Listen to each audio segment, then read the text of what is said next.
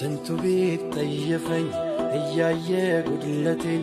ምረኸኛልና ኃጢአቴን ስህተቴን አላህ ነው ጌታዬ አላህ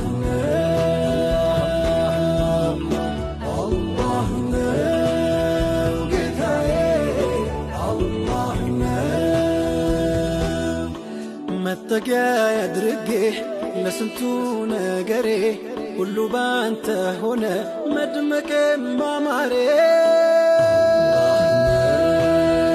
ጌታዬ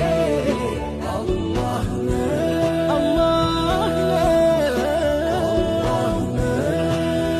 ጌታዬ አላህ ነው ብራብም ብታረስ ብጠማም ብወድቅም ጎድሎብኛል ብዬ ደጅህን አልርቅም